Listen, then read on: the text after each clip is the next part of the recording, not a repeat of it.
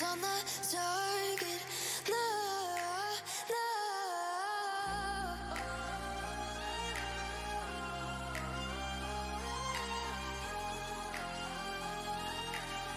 Till the battle's won, till kingdom come.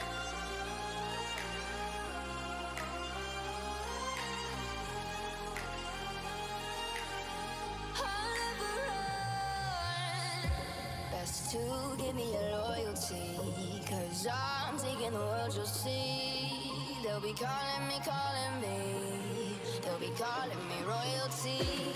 Best to give me your loyalty, 'cause I'm taking the world, you'll see. They'll be calling me, they'll be calling me royalty.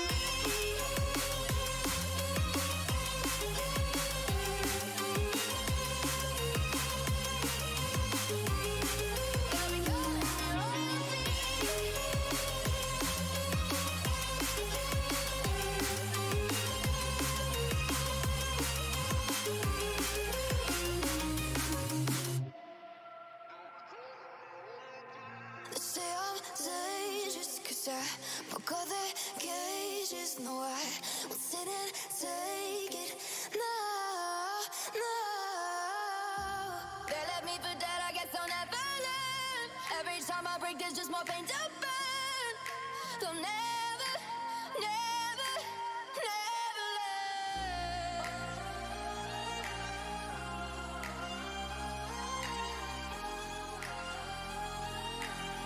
Till the battle's won, till kingdom come.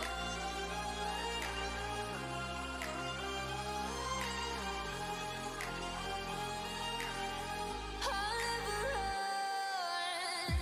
Best to give me your loyalty, 'cause I'm taking the world, you'll see. They'll be calling me, they'll be calling me royalty.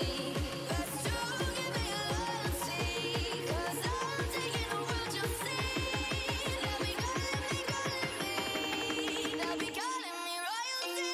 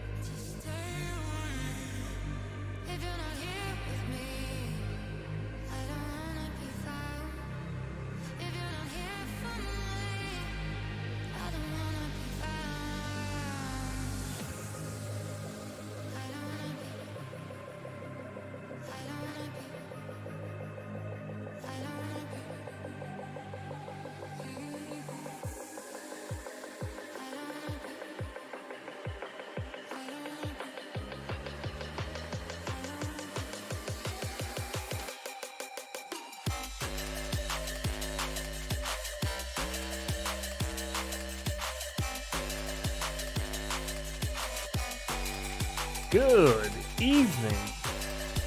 What is happening? Let me turn that quite a ways down. A bit ear bleeding. Just a scotch. Coming in a little hot. Okay, that's better. Windjumpy. What's going on with you? Hello. I believe Mr. Boner FPV made some slight adjustments to the theme park. So I was going to check that out. I'm not sure exactly what he's changed. He sent me some screenshots. But it'd probably just be easier to check it out. Just hanging, call me hand medium light skin tone. Well, alrighty then. I'm just hanging as well. That's good. Saturday night hangs. Oh. Okay. Let's see what he's done. See if we can notice anything different. I know he did change the lighting. He did say he made it a bit brighter on the map, which it does look. It looks better. Looks better on stream. Yesterday it was really dark. On stream especially, but I guess my monitor, I have the brightness turned up pretty high. So it looked okay to me, but did not look as good on the stream side. Oh boy. Whoops.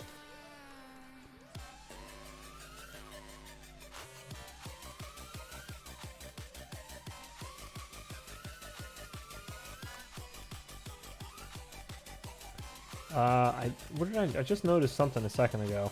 Oh yeah, this little water fountain thing has a peak on it now. This little top part wasn't here yesterday. So got a little trippy spin area now above the water. Very nice. Oh god. And I'm assuming you can still fly through that. I don't know why he would change that. Oh.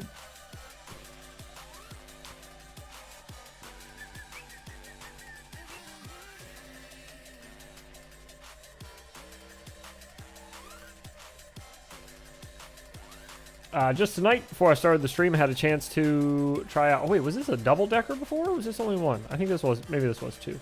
Oh yeah, it was two. Okay. I had a chance to try out the 22,000 kV 1002s by RC and Power. I tried those on my my normal 75 1S setup. Not terrible, but still pretty frumpy. Kind of like the 19,000s. Holy statues. Okay. I didn't notice any changes over here either. I don't know that he made any in the haunted castle place. Oh.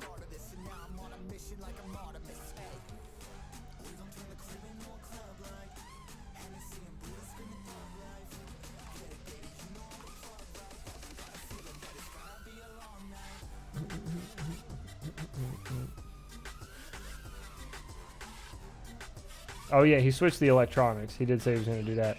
So all the electronics, all these like wires and stuff used to be on the sides that move. And for some reason, I always want to like half Matty out between where the ship was, and I kept doing it to the point where he moved the electronics. So I appreciate that, brother. Thank you. Because otherwise, I'd just keep running into it. I'm very stubborn. Oh wait, was this here before? What is this? Oh wait, yeah, this was here. Is there holes in the ceiling? Oh, there is holes in the ceiling. I didn't even notice that before. That's what I love about his maps, is there's always little things. You think you've seen everything, and then there's always like a little thing you missed. And you're like, oh, I didn't even realize it was there. Oh god, that's a small dive. Very small dive. Ooh.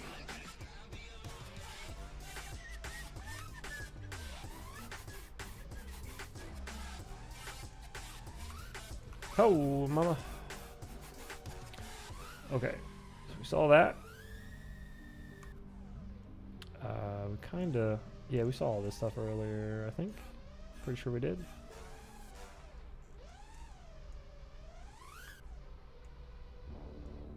Didn't spend much time over here, but this little area is pretty cool. I do like the little scaffolding stuff to fart around in. It's pretty neat.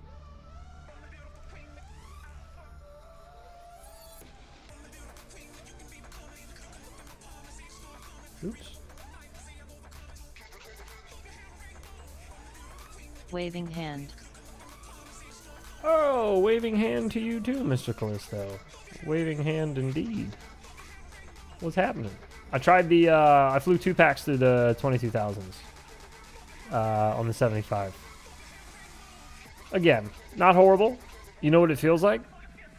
Good comparison, IMO, is to the newbie drone something or others. Hey guys, good evening. And the, oh lordy, and the Happy Model RS 0802s. So they're like, they seem a bit hefty, you know, but they have a little bit of power. So I don't know. It's hard to well, you've flown them. You know what it feels like. But I did have a chance to try them a little bit. It's better than the 19,000s, but yeah, it's still. I flew my 25,000s 0802s in between. I like just switched over to that build real fast, and I flew a couple packs through that. And man, yeah, the throttle is so much more sensitive on that. Like, I mean, obviously it is, but yeah, it was really dumpy on 19,000 for sure.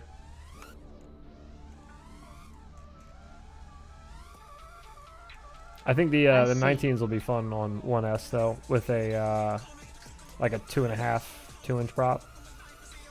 I can't decide there. What did you do? You did a 75mm 2S, right? Did you do any toothpick build with it? You did. Was it a TKS? Eeh. Holy Lord. Oh no! The spaceship came. Just smashed us. 75mm 2s and 75mm 1s. Okay, so no toothpicks. No open props yet with them. Okay, I'm gonna try that then tomorrow. Put a build together. I'm gonna do more flying with the 22,000s tomorrow too. Try to get a little outdoor flight in with them if the weather cooperates, but I don't know. I think after flying them indoors, I can't imagine I'm gonna like be more impressed by flying them outside, having more room to like go slow. So yeah, I don't know. We'll see.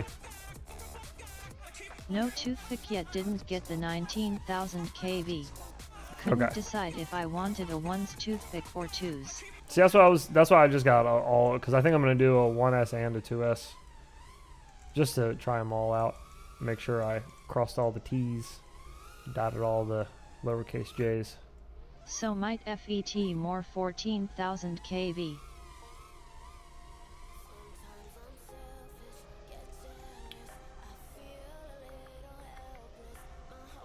Might fit more 14,000 K. Yeah, true.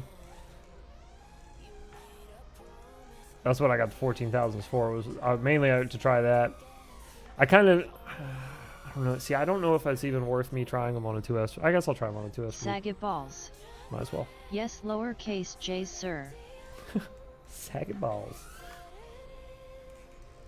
Yeah, good evening to you, saggy balls, if I didn't say that. Hope the evening is going well for you. Unlike the gravity sitch with the balls. It happens though.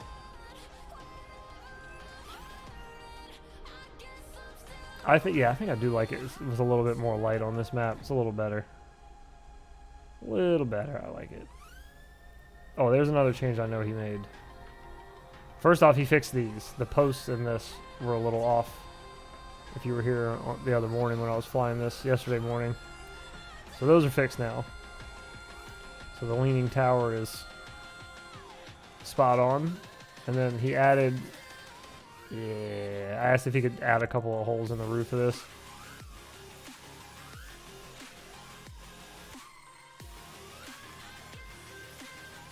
Oop.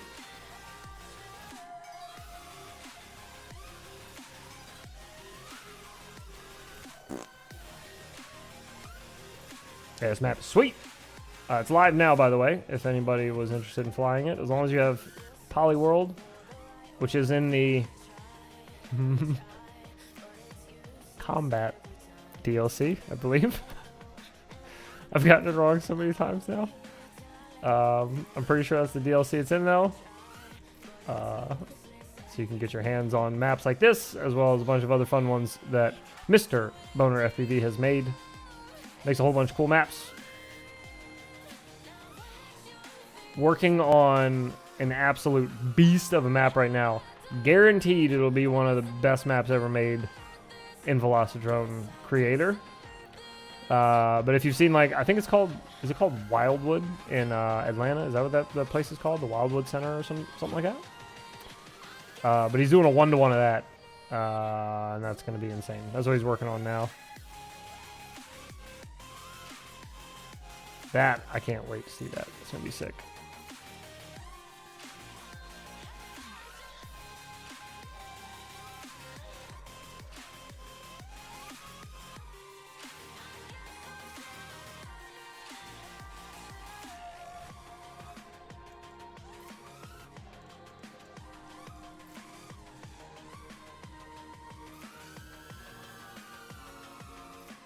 Ooh. Trying to practice doing trippy spins around crooked items. Like this. This isn't so bad. That other map he made, the pool party map, that one has a really wild dive in it that is at like almost a 45-degree angle, I feel like. And that one is really tough to trippy spin. But it's fun when you can get it locked in. It looks cool.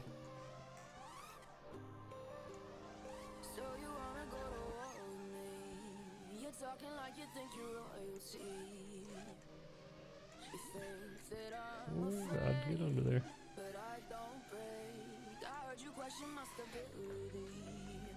What size is typical for a map download? That's a good question. I'm not sure. I don't know that I've ever looked to see like what the file size was. I can check. I can check. Hang on. He actually just sent me. He sent me a map earlier today, yesterday, and I have the file right here. It is. Oh, that was super light. It's 12 megabytes. Really small. As far as the download time to actually like get it downloaded, I don't know. No idea. I guess that kind of depends on your internet, your download speed.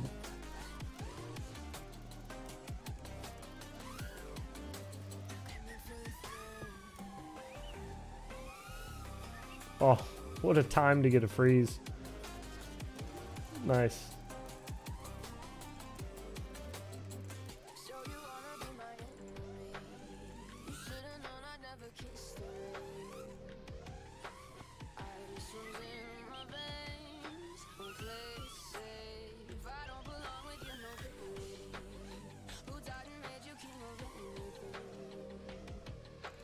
Man, so I put out a little post the other day on Facebook, Heads McFly Whoop on Facebook, if you don't follow me. So I put out a little post though, just asking about what batteries everybody was using, because I need to replace all my 1S 450s. So I was kind of looking for 450s. So I had a feeling like the usual suspects would be there. The switch to BT 2.0, the use XT30, the use GMB 27, which all of them were there. All the usual suspects. But the interesting one was the Owline 450 milliamp packs, because it reminded me that I had some. I had two of them, and I don't remember where I got them from. I think I won them in... I may have won them in iGal. iGal 2. So they're still out on my bench outside in like the discard pile. I don't remember why I discarded them. Something happened to them. I may have just ran them down too low or something. But anyways, I was really interested in getting more of them because I remember liking them a lot. So I was like, oh, that's perfect. I'll see if I can get those. So last night I go to their website, right? And they got them on their website. So yes, I order 20 of them. Order goes through. They charge me. This morning I get a little confirmation email. All right, sweet. Got new batteries on the way. I'm pumped, right? And then I get an email from them following up like maybe an hour or two after the confirmation email that they're out of stock completely, totally, and been out of stock, and they just forgot to take it off of their website. So they're gonna send me, I think they said 500 milliamp packs. He said it's like 0.3 grams heavier. It's a little chunkier, but than I wanted to go. But yeah, whatever. I need batteries. I don't know. People kept suggesting GMBs, but I don't know. GMB were one of the first brands that I used and for 450s. And I don't know. For some reason, I just remember them being really like kind of meh. They weren't terrible, but I don't know. I feel like I've flown better ones since. Although they do have newer batteries out, so I'm not sure. They have like a whole new line out. Thanks for the file size. That's why I was asking, because my only internet is through my phone hotspot, but I see you flying some of the coolest maps and I want to get some of them. Yeah. You know, the best part is the file, excuse me, the file for some of these maps, you can actually get like just the file and install it on your PC outside of the sim. Well, kind of. You still have to install it through the sim either way. But you don't have to like go through the whole searching through the track editor and all that stuff, I guess is what I'm getting at. But yes, it's not too bad to download the maps. They're pretty light. Especially Boner FPV's maps. He builds them in the more recent ones. He's building in Polyworld, and it's just a lot easier on older systems and stuff like that. It's a little easier loading things in.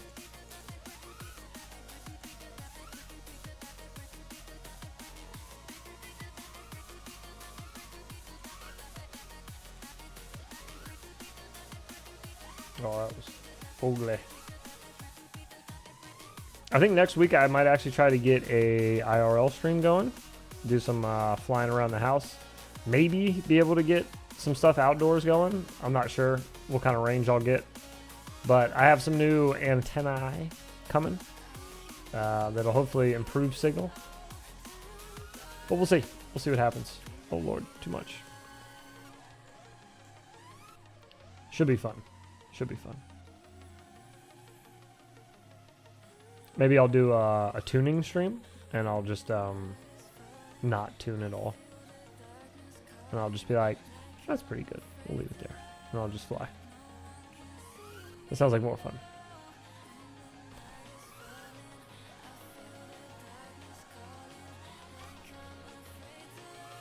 Oh, poo on a shoe. I must have just whacked the edge of that. Woo. Yes. Yes? Okay, done. I'm going to title it Tuning Stream. And then I'm just going to fly the whole stream. I don't think I'm going to tune at all. It'll be great. People will love it. They'll be super happy with me. Get there. Oh, God. There is no room when you come out of that dive. Whew.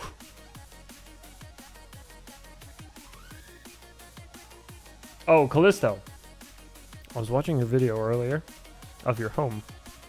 I was watching your home earlier. As uncreepy as we can make that sound. And I was noticing the side of your house, you have a very clean 90-degree bend, you know, like your, most homes have. But what I mean by clean is there's not a lot of stuff in the way. There's not a lot of like shrubbery or trees or anything.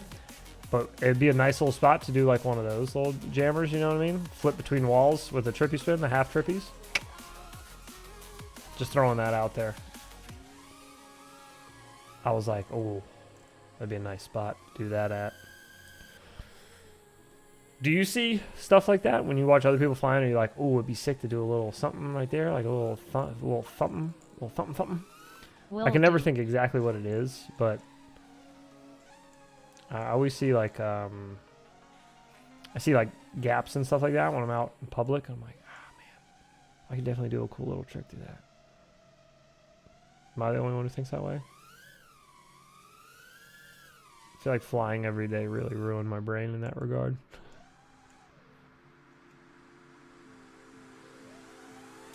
Always looking around. Yes, always. Bro, this doing a trippy spin in the center of this one is so difficult for me. So difficult because I try to line the moon up with the circle and the roof, but you can't do that because they don't line up right. I'm always thinking hit it, but they never do, lol. I'm always thinking hit it, but they never. Exactly that. Yes. I feel like Nick Burns must get comments like that Same. all Good the time. Places to fly can be difficult to find. All the time. Where people are like, oh, you should do a this, that, and the other right there.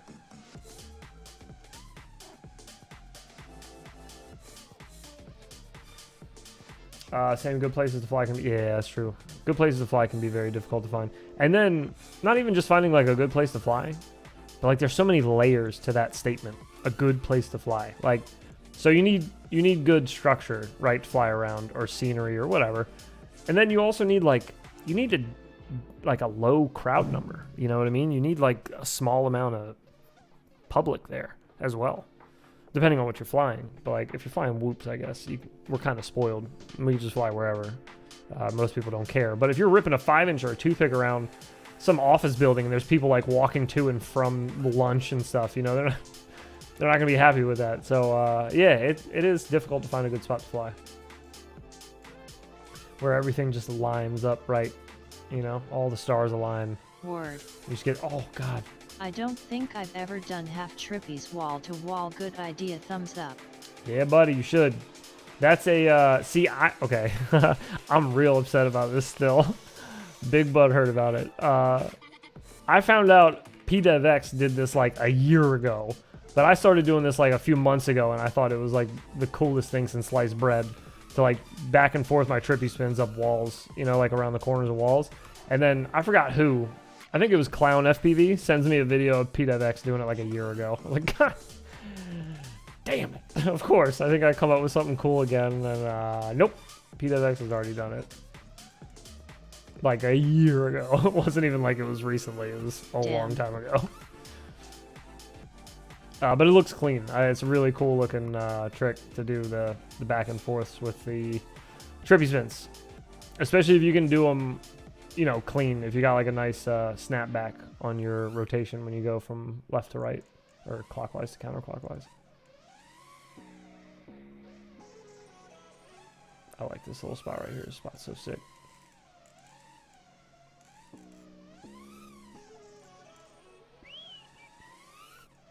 Woo.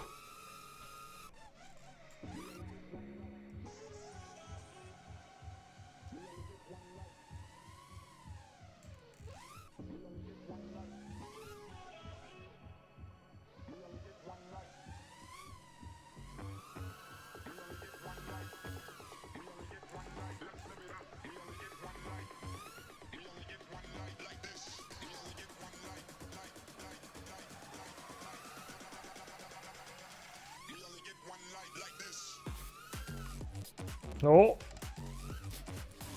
it's so easy to get lost in that Ferris wheel. It's probably one of the Ferris wheel. Jesus, finish a word. It's probably one of the cooler things I think he's ever added into a map. Like coolest attraction in a map. That little Ferris wheel, but for as simple as it is. But man, is it easy to get lost in this thing and just smack into one of the carts. You forget how wide you're going on your loop. Okay, let's not do it again. I'm looking forward to your 1002 reviews. It's on the way. It's on the way. So the I had the 19,000 KVs. Those came in last week. I've flown them, at least on my whoops, and I've done some recording already with them. I got it all ready. And next, the 14,000 KV and the 22,000 KV came in today. The 22,000 I just got installed before stream started, and I flew 2 packs through that. Got other batteries charging for it. But that review, I hope I'll have it done. No, not hoping. I'll have it done by this week. It'll be out by this week. And then next week will be the 4th of July video, which actually, this is my 4th of July shirt. Well, one of my 4th of July shirts for the video. It says Firequacker. It's kind of a big deal. Just saying. Just throwing it out there. Kind of a big deal. Probably one of the coolest shirts I own. Just saying. But yeah, I've been filming for the 4th of July video. That one's going to be kind of a longer video, a longer form video, but I think it's going to be fun. I'm keeping it fun the whole way through. LOL.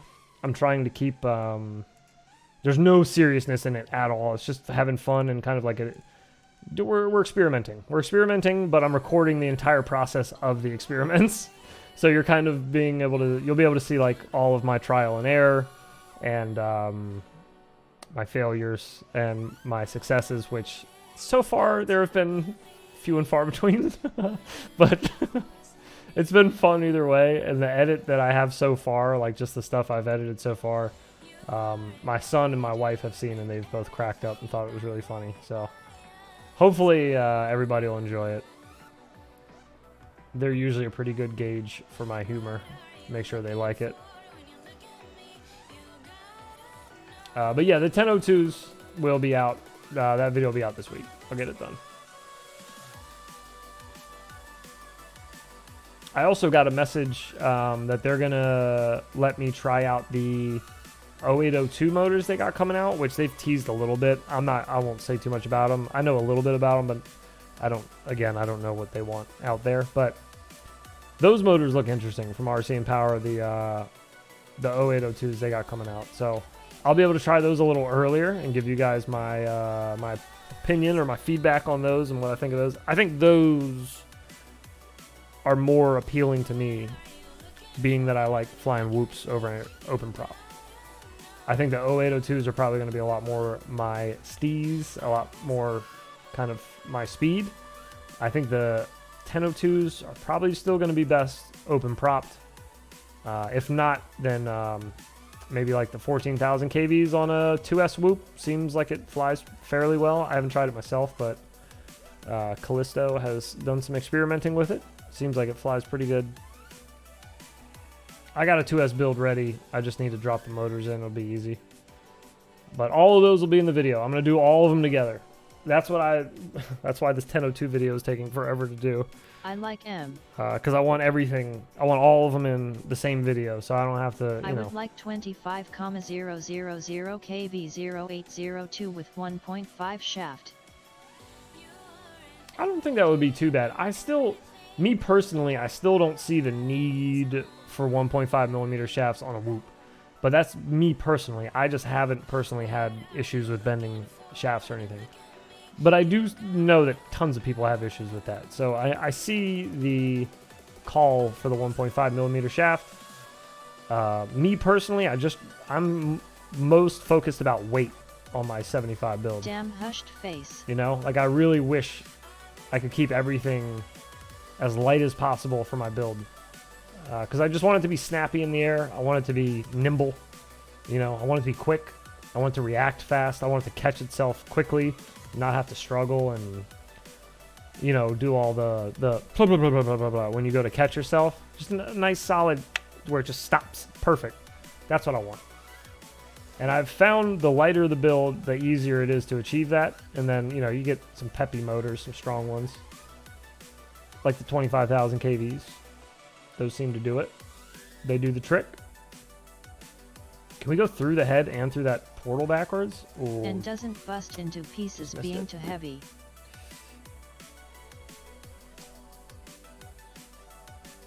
Yes, and it doesn't bust into pieces. Right, it doesn't. Yeah, you don't just delete it if you hit the ground too hard. I have had so many 2S whoops, just like catastrophic crashes before, where it's so sad. But that's 2S life. 2S and above life is it's heavy. And those crashes, boy do you feel them. You hear them. Feel them in your chest. You feel them in your heart. Just sinks in your stomach. Oh, just thinking about the amount of ducks you just shattered. The props you've bent. The motor wire that's all chewed up.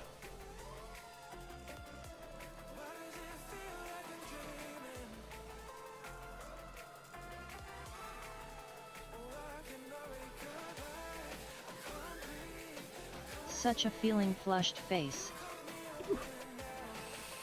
Yeah, dude. Yeah, it is. It's like if you have kids. It's like when you're in the other room and your kid's in the other room beside you and you just hear like a and then you hear them crying. It's like that feeling when you crash your whip. You're like, oh God, what happened? You just hear it hit the ground. You're like, oh Jesus. Oh, that sounded... Oh, no. Oh, no, that sounded bad. Get the ice! Oh. Get the E6000! It's not going to make it. Oh, yeah. Plenty of whoops. Completely destroyed. Frames. Props. Motor bells. Batteries. So many things just completely destroyed with larger. I haven't bent a 1mm, but I think about it. LOL. Sounds like I don't need it. You haven't bent one, but you think about it? Hey, it's not bad to think about it, though. It's just being cautious. But yeah, you might not. You might not. It's definite. Watch my dude's oncoming fist light skin tone. Hey, what's going on? Welcome, welcome. Happy Saturday to you. Yeah, it's something that a lot of people think about with whoops, about the 1.5mm shaft, thinking that it's a complete necessity. I'm not sure how many people actually bend motor shafts on whoops like that easy. Maybe when you're starting out, you know, you may like try to force a prop off with like a flathead screwdriver or do something stupid like that. But short of that, I'm not sure. I don't know. Do many people crash so hard in a 1S whoop that they bend a motor shaft? I guess a 2S whoop, yeah, you'd be more likely to see it, but... Win Jumbie FPV, what's up, bro? I don't know that I'd run 0802s on a 2S whoop. I have. I just don't know that I would, like, ideally, I broke one that I would shaft want it, in a 65mm once. You broke a shaft on a 65mm? That seems even harder to do. That's even less weight. Was it like a HD, old school HD 2S 65mm? I'm trying to think of the last... I don't know that I've ever bent one. If I ever bent a motor shaft, it was 1,000% while I was in iGal. 65 and 75 today after picking them up the other week after talking to you about it on your stream. Nice. Mob Light 7 and Mob 6 with 30K 0702s. Nice. They're Excellent. just a small crash. You get a chance to fly them yet? Floors shouldn't have happened. Yeah, those both sound good. The 30,000 KVs to me are still kind of a meme, but I don't know. Some people are gonna like them, and whatever. I won't argue with you. I never thought I'd like 25,000 KV on a 40mm prop, tool but is a finger and time saver. Yes. Yeah, the GenFan prop tool is pretty nice. Just small crash upstairs, wood floors. Shouldn't have happened. Oh yeah, no, not at all. I beat the bejesus out of, you said it was a Mobula 6, right? Or no, you didn't even say what it was. But yeah, I beat the Christ out of that Mobula 6 that I had. I did the majority of iGal in a Mobula 6. I'm pretty sure the same one. Yeah, they rip. I can't take the 30Ks above 30 throttle. That doesn't I use surprise the me. 650 on the Mob Light 7 and get over 5 minutes of fly time. Good lord. 5 minutes of fly time. All right, here's a crazy story about the Mob Light. You can get the Mob Light to fly way longer than that. And by way longer, I don't mean 5.5 minutes. I mean 7 minutes, 7.5 minutes. Now, you're not going to be doing much in the air. You're just going to be kind of chilling. However, you'll be in the air for 7.5 minutes. With a 450 milliamp, with an even smaller pack than what you're using. And I only know that because I've done it like a couple times. I had to do it several times back to back in the same day. And it was not fun. The flights sucked. They were just boring. Just fighting the wind. Oh, you didn't kill the pack? Okay, yeah. Yeah, I was going to say, you can run those down I didn't real kill the well. pack, TBH. That Mob Light is very nice. Very nice build. And swapped over to the Fractal, just switching the orientation of the board and remapping your motors, which I'm pretty sure he has CLI files for that make it really easy. It's like minimal work on your part. Yeah, dropped into a Fractal 75 frame though, that Mob Light. Really the biggest downside of the Mob Light, in my opinion, the Mob Light 7 for me, was the canopy. I didn't like too much because the camera moved a little bit, which gets solved when you put it into the Fractal frame. And then the other thing I didn't like is that frame it comes with. It was like a remake originally. I think it comes with the V4 frame now. But it used to come with like a remake of the V2 Mobula 7 frame. And that thing was so fragile. Oh my god. I hated that. When I did my review of the Mob Light, that was the first thing to break, was one of the spokes on the frame. And then I cracked a duck completely in half and just swapped it out to the V3 frame. Until finally, people that were watching my videos were stuck on my butt long enough about trying out the V4 Mobula 7 frame, and now that's all I use because, well, I use the Fractal now, but that was all I used before the 75 came out. Oh, God, I keep forgetting those dives are so shallow.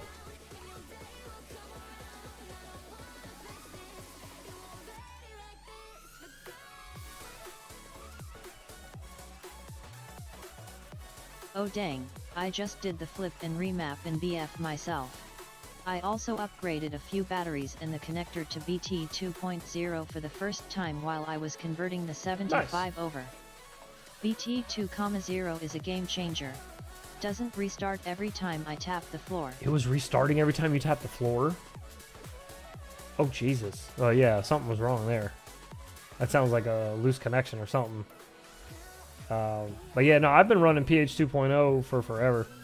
Well, we were just talking about that earlier, about how I was asking people what batteries they use earlier this weekend, yesterday, the day before.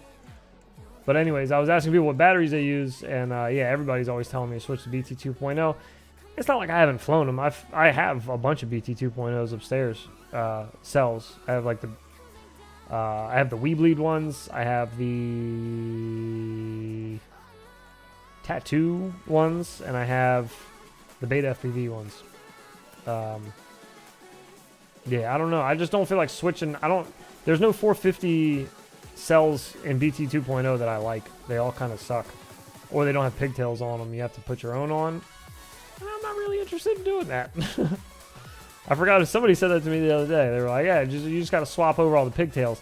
And I'm like, bro, I'm trying to order like 20 batteries. I don't want to swap over 20 PH 2.0 pigtails over to BT 2.0 every time I order batteries.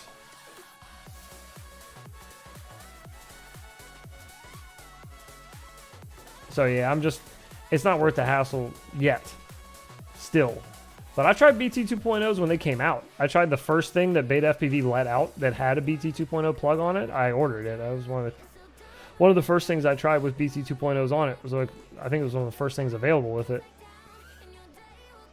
I believe it was an HD I'm seriously quad. Considering GNB 27. Lots of battery options now. There are. My PH 2.0s are always super loose and end up restarting, but it's probably cause I also use the shitty Happy Model ones for now. The Happy Model batteries or the Happy Model pigtails? Because the Happy Model pigtails more recently have been good. Yet it sucks most of the BT 2.0s are out of stock. They've been solid. I like pin. GNB 27, nice. Some are loose, just throw them away. That's what I was just getting ready to say. The only thing I don't like about GNB 27s is that I have had an alarming amount of them come in loose. Flywoo has started using GNB 27s on their stuff, as well as Emax? Emax? Is that right? Was it Emax? I don't remember now. I tried two things recently that had GNB 27 connectors on them. Both of them ended up being loose. And then I was in a conversation in the DMs with Angry Don, and he had a Flywoo do the same exact thing with the GNB 27. There's just something about those connectors. I don't know what it is. They're really hit or miss, though. Used them since 2020. I wouldn't use anything else. I buy them and toss the loose ones. Use them since 2020. I wouldn't use them on anything else. Use them for 2S, the GNB 27s? Or do you use them for 1S too? Def the shitty old 300 batteries, but also the Mob 6 is the old one. Happy Mo Dual Carrot. All whoops sizes. All whoop sizes? So 1S or 2S? I don't really know. I'm not really sure what other GNB batteries, 27 connector batteries look like. Like what other ones are out there. But yeah, I don't know. I still have fun just ripping around on PH 2.0s. They've been good to me so far. So ones and twos, 65 So, yeah, and 75. I don't disagree with anybody switching to other stuff. I get it. I see the numbers. I get it. I just still don't think it's that lucrative for me to switch to it yet. Just because it's too much damn work, man. I run too many batteries, and it's just too many to switch over. I have way too many whoops that are PH 2.0 right now to switch over, and toothpicks. Like 1S toothpicks. It'd be, oh, God, it'd be so much work. If it works, it's easier for sure to use what comes on the battery. It is a pain. Yeah, and that's why people were like, oh yeah, it's no big deal, just swap over your pigtails. Like, yeah, but I'm not going to order like 4 batteries. I'm going to order like 20 or 25 or 30. I'm going to order a bunch, so it's not going to be like a quick solder job. So, I don't want to do it. For how much am I gaining with the BT 2.0? Like, how much time, how much flight time am I gaining? For all that time spent soldering. I'm planning on making a Mobidigital on my extra 2mm I'm lazy. 75 you know, frame. I'm just lazy. Everything should be coming in the mail soon. Planning on making a mob digital. Ooh, on an extra 2mm Fractal 75 frame. Nice. Let me know how it turns out. I'm so interested, man. I really wish.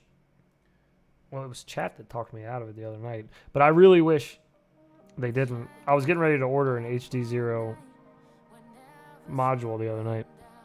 Somebody offered to send me one to try. Who was that? I need to message him. I completely forgot about that. But somebody convinced me I should hold out. Batteries are a little cheaper. I should hold out so for I'm the still flying them. I have solid for the goggles, pigtails. and I agree. I probably should wait out for the goggles instead of buying a module now. PH 2.0 batteries are a little cheaper, so I'm still flying them. I don't disagree with you there, brother. Me too. I have solid pin pigtails. I have some solid, and some of mine are rolled. I've heard arguments for both. I'm waiting for the H0 goggles. I've heard arguments for both. Rolled and solid pin. I've heard solid pin eventually is just going to blow out, for lack of a better term, blow out the sleeve that's on the inside of the battery. And then if you have a pin that's rolled, or the sleeve that's rolled, and you're putting that into the battery, eventually it'll get smushed.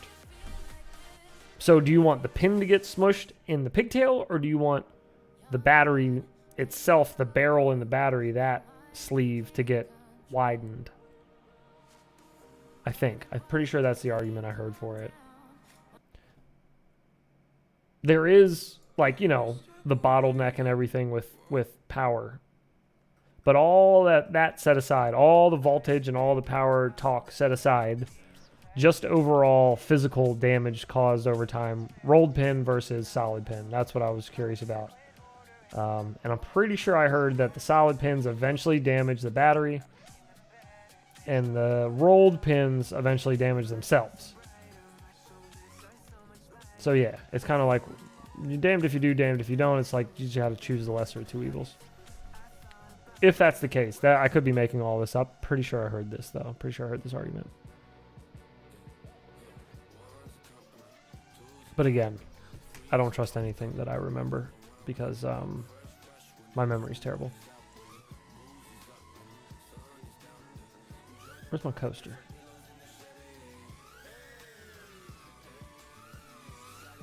Where is it?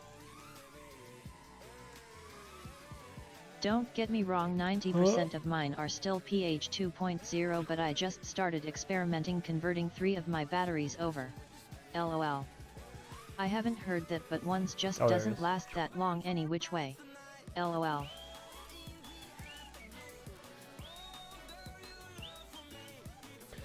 You're waiting for the HD0 goggles? Yeah, I've heard it's a better idea to just wait for them. And I agree. I want it right now. That's my problem. I'm American, so I want things this second. I want it yesterday, damn it. Don't get me wrong, 90% of mine are still PH 2.0. Oh no, we will get you wrong. We will drag you in chat for that. How dare you suggest anything besides PH 2.0. The God battery connector. I use microdeans on my ones. You use microdeans? I was hoping somebody would just make the suggestion that I should just hardwire my batteries. I was really hoping for that. That'd be a good... I haven't gotten that one before, but I really think somebody should say that next time. Just be like, if you want to just cut out all the bottleneck, the best connector is just to hardwire your battery. Like, let's stop beating around the bush. Let's stop being silly. Let's just get down to brass tacks here.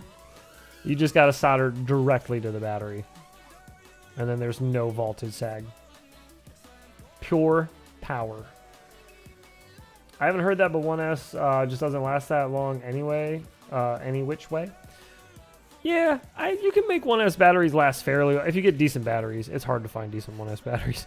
But if you get decent 1S cells, you can make them last fairly long with some discharging, storage charging before you put them away for the day. I fly a lot. I fly every day, several times a day, so I go through a lot of batteries. I usually charge up 20 in the morning, and then I just fly them throughout the day. And at night, if I have any left over, just throw them on. Solder the cell directly to the flight controller. Exactly. Don't even bother with wires. Oh, you're right. Yeah, you're right. Just solder a connector right onto the board. Yeah, and you just plug it in. Just sticks up like a little sail, little stick battery sticking up. But what were we talking about? Something about something.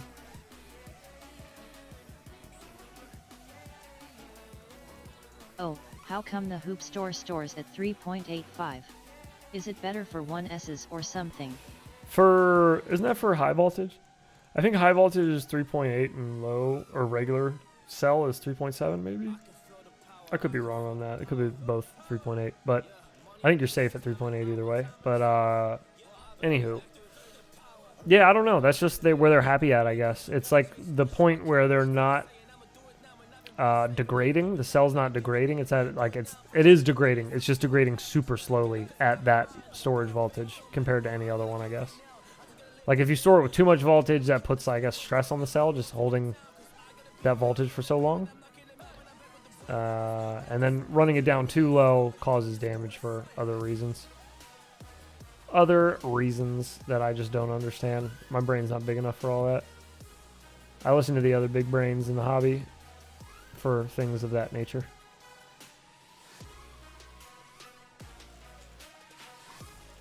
Oh, thanks. She makes it sound so depressing. Oh, thanks.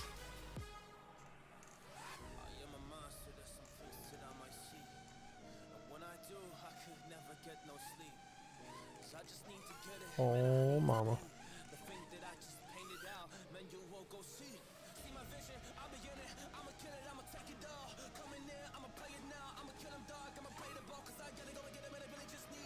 What did that guy just say? It's gonna give it a bit.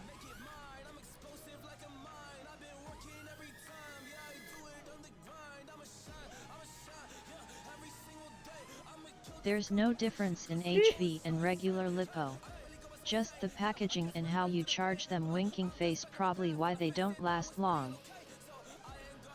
Wait a minute. Nuh-uh. A good lot / batch lasts a while. My last order was about half decent and half good. Not great. Luck of the draw. Yeah, I was gonna say my last batch of HGLRC batteries I ordered, they're still running. I'm still beating the bejesus out of them. I just flew those 22,000 kV heavy 1002s, and I think I was getting 4-minute flight times, and I was like killing them in the garage, indoor proximity. So I'm like really hard on the throttle, and yeah, I still got a decent amount of time out of them though. Decent amount of flight time out of them. My HV packs last as long as 4.20, or damn close. LOLJB said to just treat all 1Ss as HV up to 4.35 since they have such short life anyway.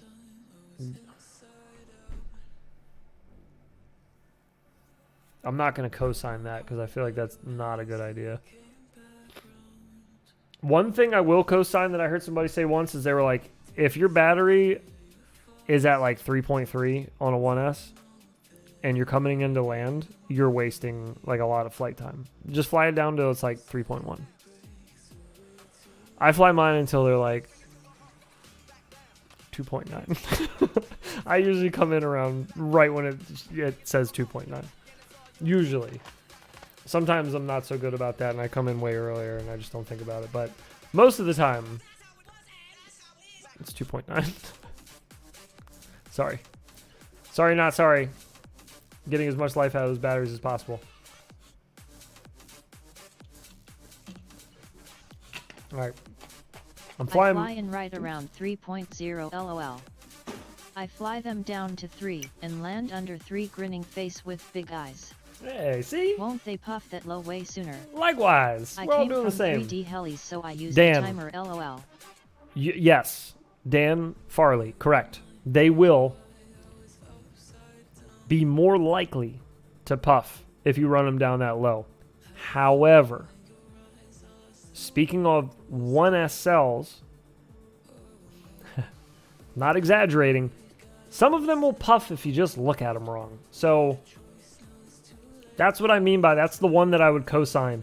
I'll co-sign running them down too low. I often fly Because I don't think the falls out danger of of the running them down too low I is had a very couple ones dangerous. that I ran to 3.0 and they But puffed before the next charge LOL. I do think overcharging a non-high voltage battery to high voltage is probably not a good idea. It's not something I'd be willing to co-sign and just be like, that's a good idea, you should do that. Just charge whatever. Just charge them to whatever you want. Just wing it. You know, labels are just labels anyways. Labels are just numbers, right? So what's non-high voltage? Who cares? Just make it high voltage anyways. I wouldn't charge it to HV unless it says thumbs up. Exactly. Yeah, exactly. I wouldn't either. And I don't. I have non-high voltage batteries now, and I charge them bad boys to 4.20. But I'm getting rid of them and getting high voltage batteries. The HGLRCs proved a point for me, though. My point was that if you got decent enough cells, it doesn't need to be high voltage, and you can still get pretty good flights out of them. And I've been flying those for like 10 months, and those have been clutch. They've been so good. I've gotten really long flight times out of them. I've put them through hell. I've beaten the bejesus out of some of them. I've flown them all over. I took them to some construction sites. I took them to wet places. I flew them in wet grass and all that. Excuse me. I flew them on toothpicks. I flew them on my whoop. I mean, I put them through some stress. I fly them low, really low voltage. But they lasted. They lasted all this time, no problem. Some of them just now are having issues. So there's that. But I haven't had any. All of them came in. I ordered 20. They all came in right. They all came in nice and unpuffed, which GMB, it used to be like, I don't know, every 10 batteries I got, one would come in a little puffy. Or, just starting to puff. So that was nice, not having that happen. Ooh, Jesus. But yeah, the HGLRCs were solid. And they were not high voltage. I never saw anybody fly them before. And didn't see any reviews on them, good or bad. I just didn't see any reviews on them. 4.20 has a more linear throttle through the flight. I really notice it with whoops. Yeah, there you go. Linear, that's why I did it. That's exactly why I did it. You read my mind. I just couldn't remember the word is all, see? Any tips on practicing my backwards flight? Lower your camera angle if you're having trouble going backwards. Just get used to flying at a flatter angle. If you want to do a lot of backwards flying. If you don't, just get used to like exactly where your angle should be locked at to be going backwards. So like exactly where you should be and just lock it in and stay there. I get used to that a lot. If you want to get into just doing reverse stuff, go fast forward as much as you can. And then just spin on your yaw axis and just hold. That's a good way to practice. Good way I started practicing. Just make sure you don't use your roll and try to like level yourself out. Just stay perfectly on your yaw axis and you should continue going backwards around the same exact speed. Oops. Short of that, the rest of the backwards flying I do, like spotting, stuff like that. Thanks, brother. That's just looking, just spotting it and getting used to steering yourself backwards. and upside down. So if you're upside down, kind of being able to tilt yourself into the right spot like that. You know, if you're a little off, that one's pretty good. I'm trying to throw myself off. Just show the correction. There you go. So you just kind of yaw into it a little bit. Once you get used to that, that's like a big part of flying backwards, is get used to steering yourself when you're getting into it. So you can kind of get a nice aim of where you want to be, and then you can just hold it out for the rest of it. Mr. Hot Pants. Hello. Welcome. Mr. Hot Pants. Y'all got some good names, man. Jesus. What was I doing with mine? So lazy.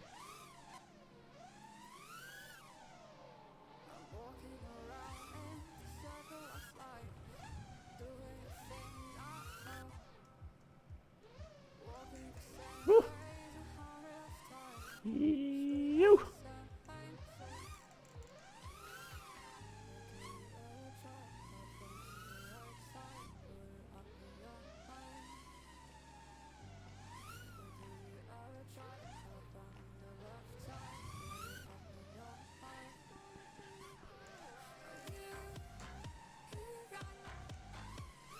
Oh, I tried this new little move in my garage. You'll see it in the 1002 video probably. Whenever that'll be this week sometime. But I got this little move down.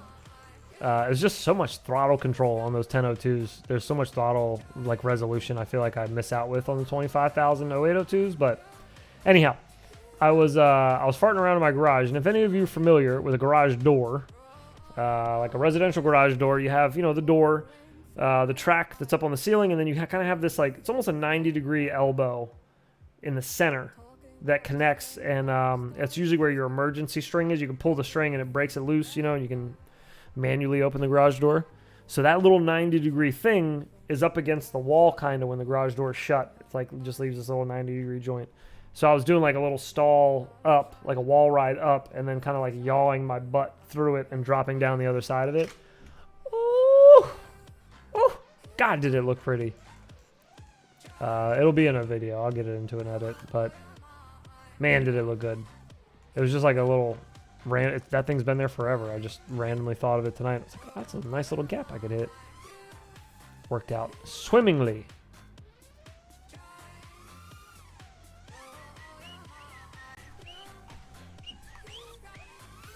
Holy mama. So yeah, if anybody has that type of garage door in your home, you should try that. It's fun.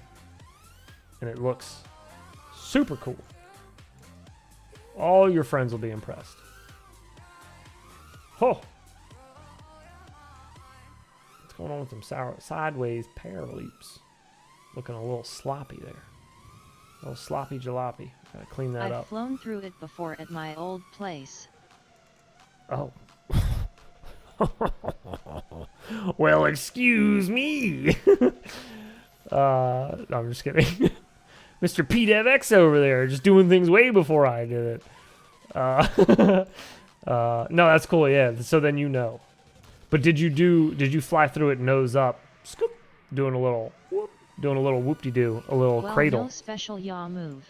Yeah. See, that's what I'm talking about. You gotta hit him with the little cradle, scoop, and come back around the other end. Scoop. It looks epic.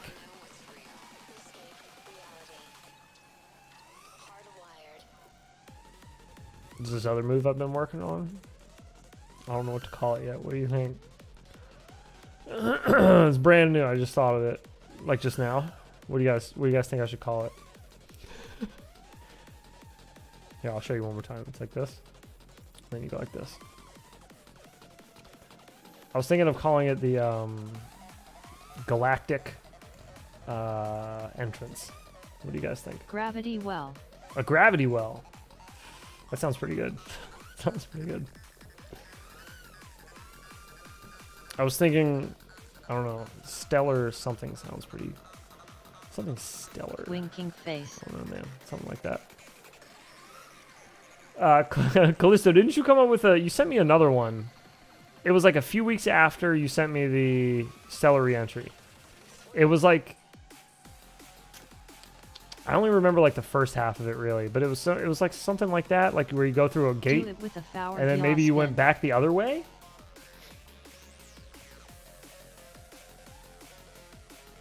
What is a forward yaw spin? If your yaw moves on your left and right, which way is forward?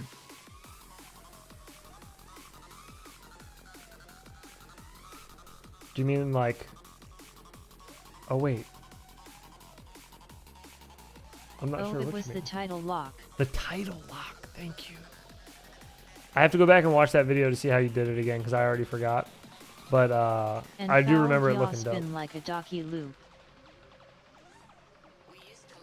What is a docky loop? What? I don't know what that is. What are these newfangled moves you're talking about? Are you making up words? Are you getting these from Urban Dictionary or something? Where are you finding these Donkey moves? haha. Oh, what is a donkey loop? I don't know what the hell that is either. If I knew what a donkey loop was, I probably would have just been able to be like, oh, that's probably what he meant to say there. But I don't even know. I don't know what that is. What is that? Is that the kid from Salute Your Shorts? That old Nickelodeon show? Oh, I'll have to Wasn't show his name you. Donkey? Donkey Lips? Something like that? Is it that? Is that the guy you're talking about? Is it Donkey Lips? Donkey Loop. What is a donkey loop? Yeah, you will have to show me. You're going to have to show me what that is. Because I don't know. I'm so confused. I'm assuming you just meant like, you know, you're like nose up, I guess. Although, how do you exit that? I'm losing my orientation really quickly. Oh, I guess like that. I guess it's not that difficult of an exit. Phew.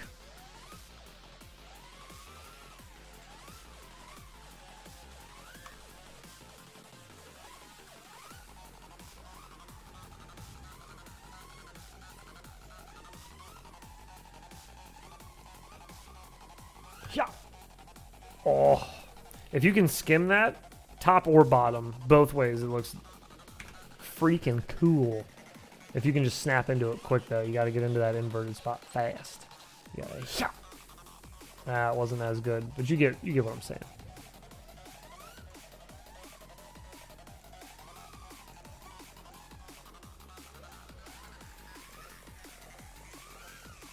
No. I'm new to FPV and this looks impossible to me, haha.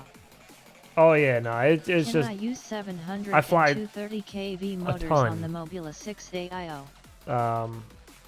but I started with no experience, just like everybody else. So you'll get there. You'll get there. It just FPV has a very sharp skill gap for when you're getting started. So don't be discouraged, please. You can do it. I have all the faith. Can I use 0702 30,000 kV motors on the Mobula 6 all-in-one? You can. Yes. Should you?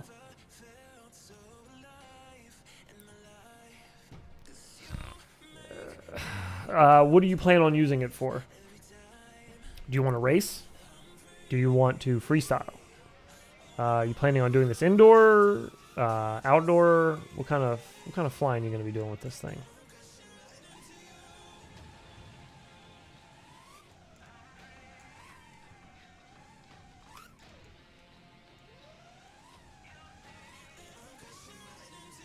Freestyle / race outdoor. I would probably skip Don't worry, hot pants, I'm there as well. 30,000 Velocidrone kVs. and smashing my RTF Cetus Pro. Hey man, that's how we all start. Fred, get after it. Don't get me wrong, I'm loving every minute of it. Good. Good. That means you're doing it right. As long as you're still having fun. Crashing, breaking things, never stops. I right before stream was literally just fixing things that were broken. So it never ends. Don't plan on it ever ending. If you think that it's ever going to end, there's so many people that get disappointed in this hobby because they're like, that's it. I'm done. I'm not fixing another quad. I quit. Well, what should I get, cause I need new So yeah, motors? definitely don't get discouraged by that. Accidents happen, mistakes I have the 19 happen, you kV break right things. now. But if you're not making mistakes and you're not breaking things, you're not learning and you're not gaining any knowledge from your flight. So you're doing it Oh, wrong. how's your motor survivability on the Fractal Frames? Don't like them at all though. Well, what should I get because I need new motors? You need new motors for the Mobula 6. If you want to do freestyle, hear me out. If you want to do freestyle, one of the most popular modifications to do with the old Mobula 6 was it's super cheap too. Well, it's going to be a little more expensive because you need motors. But normally people wouldn't need motors. But what you do is you get a Mobula 7 V4 frame, which will cost you $4. Then you get some 40mm props with a 1mm motor shaft hole. I suggest GemFan bi-blades. Me personally, my favorite props to use, 40mm GemFan bi-blades, 1mm shaft. Excuse me. Get those, and then you convert. So the Mobula 6 flight controller, camera, canopy can all be moved over directly right over to the Mobula 7 frame, no issues. Your new motors will plug up right into your flight controller. Everything will be cool there. They'll mount in the frame completely normal. Even the tune will be slightly close to perfect to just have some fun and rip. And you'll get much better control out of it. You'll get better authority in the moves you're doing, better stopping power, things like that. Totally worth the upgrade, just in my opinion. I have the Meteor 65 frame. Meteor 65 frame is a tank. As far as 65 frame goes, so far as, 65mm frames go, Meteor 65 is definitely one of my favorites. It's one of the more sturdier plastic, just go online and buy one real quick, couple bucks. But what I mean is for like your overall experience of like flight and just fun and authority and power and all that stuff. The hardest thing about FPV is beta flight. Switching over to a 75mm frame from the 65mm frame you're using now will give you that. It'll give you a lot more authority, a lot more power, and a lot more catching power, which is missing in 65mm whoops for freestyle for sure. It's like my least favorite thing about 65mm freestyle. So me personally, what I would do is I would order a set of 25,000 kV motors. I would take that flight controller that you have, that camera that you have, that canopy that you have, put all of them into a Mobula 7 V4 frame, and then I would just let it rip. Get some 450 batteries, or just keep running 300s if you got 300s, if that's all you got. Eventually, get some 450s for yourself. You'll appreciate that. Get really good flight times, really good authority. Yeah, just overall a really good everything. Really good torque in those motors. Poo on a shoe. Get that correct, please. Back it up. Been having trouble doing my like 0 point of view trippy spins. It's been easier for me to do them with the target. I'm going to probably drop back down to the tiny hoop 25Ks on the 65, too. Okay, well, thank you for the info. Also, the 19,000 kV that you have now, nothing wrong with those. Throwing bi-blade gem fans, the 40mm that I was talking about, that's the conversion people used to do. Those exact 19,000 kV motors, swap them onto a 75mm Mobula 7 frame, put different props on, which are cheap, put a different frame on, which is cheap. Everything else, all the other guts go over. So if anything, if you want to stay on 19,000 kV, you can just get the newer 19,000 kV Happy Model motors. Those are nice. They're Unibell, last a little longer, be a little more durable. Won't get as much bell separation or sleeve slippage on those. Not bad motors, pretty cheap, easy to find. A lot of people got them in stock. And again, well worth the conversion in my opinion. Probably one of the better conversions ever done for the Mobula 6 was switching it over to 75mm. The hardest thing about FPV is beta flight. You are not wrong there. Beta flight is a very hard part of FPV. Very difficult. Yeah, programming and all that stuff is a hard part. Troubleshooting is very hard. Tuning is probably the most foreign thing anybody ever finds out about FPV. Yeah, it's hard stuff to get into, but I'm a complete dummy and I learned it, so have faith. You can figure it out. Do not hesitate to reach out to the community as well. This community is probably one of the more friendly, open communities. Still find a lot of dickheads, not gonna lie, but those are everywhere. This is a very open, very warm community, though. They like helping each other out. So don't ever hesitate to ask for help. If you don't have a Facebook, get one solely for FPV. Don't add your family, don't add your friends. Just add FPV stuff. Tons of FPV groups, a lot of really smart people on there, full of knowledge and willing to help you out. You can get contact with them directly, you know, on Facebook, which is nice. You don't have to email and do all that weird stuff, go through customer support and all that. Sorry, I'm catching up. The motor survivability on the Fractal Frames is good. I haven't had any issues yet. You do... Is there a good idiot-proof copy/paste tune for the Mobula 7's ELRS? No, unfortunately, no, not yet. Not to my knowledge. There might be, I just haven't seen it yet, but the Mobula 7 ELRS has some quirks about it, that I'm not positive people have worked out yet. I don't know. I've heard some people blame it on Betaflight, on the current version of Betaflight that's out, the release client.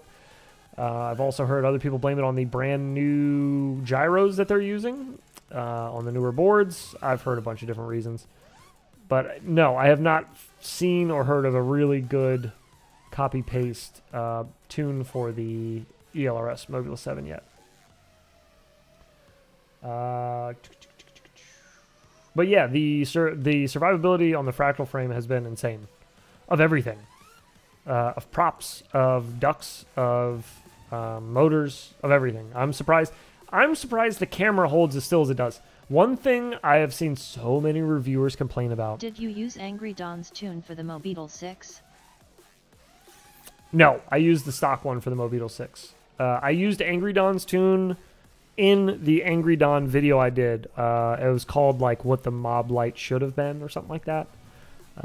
It has his logo in the thumbnail, and I think I even put his name in the title, so if you wanted to search on our channel for it. But I think it's the tune for that might actually even be in the description of that video, if I'm not mistaken. But to the Fractal Frames, I have been pleasantly surprised with the Fractal Frames.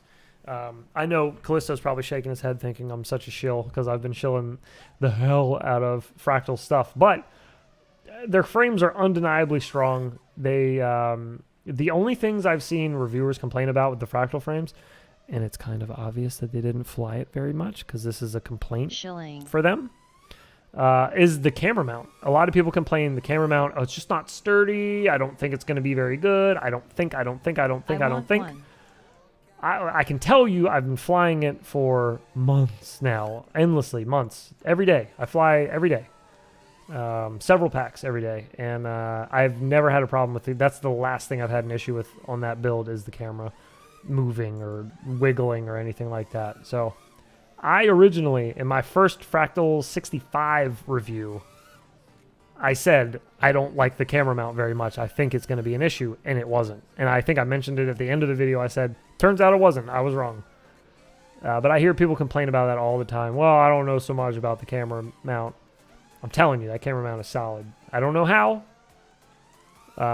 He's just a genius. The guy who designed it, he's a French genius. Shilling, I am, dude. I'll shill things that I believe in. Things that I trust, I'll shill all day. But other things, you'll notice I don't shill anything else because I literally have problems with everything else. At least one problem, enough to where I don't want to tell people to go get it. Because I'm like, you know what? My experience with it in this regard kind of sucked, so I won't recommend it.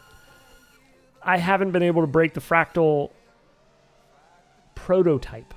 It's a prototype I've had since before they were even released. Nobody could even buy them when I got mine and built it. And I've been crashing that bad boy every day. Indoors, garage floors, hardwood floors, concrete, construction sites, whatever. Doesn't matter. Flying it everywhere, crashing it everywhere. Do you always fly ducks on the Fractal? Yes. Yeah, I've flown it once without them. It's fun. It works. But I have other builds that are better for that, in my opinion. Like, I have like 2-inch builds that are better for that. That handle it a little better and are a little more fun. The Fractal with the ducks on, it's so good. I don't know. There's something about it. The stability of it. And it doesn't look like it's going to be that stable, which is the other crazy thing. Because it's like just ducks screwed onto a carbon frame. here's another thing I noticed about it. A little perk about that. Some of you have said already that you're newer to the hobby, so maybe you haven't experienced this yet. But if you have, sometimes when you crash on cheaper frames, you'll get gotta have ducts to be approved. You'll get a spoke, one of the struts on the bottom of the motor that connects from the base of the motor up to the duct. You'll get it, it'll break, it'll split, and it'll separate off of the duct, or it'll separate off of the bottom. Usually not at the bottom, but it'll usually separate off of the duct. Anyways, I had one broken for like a week on my Fractal. I had no clue. I had no idea because the motor mounts to the carbon.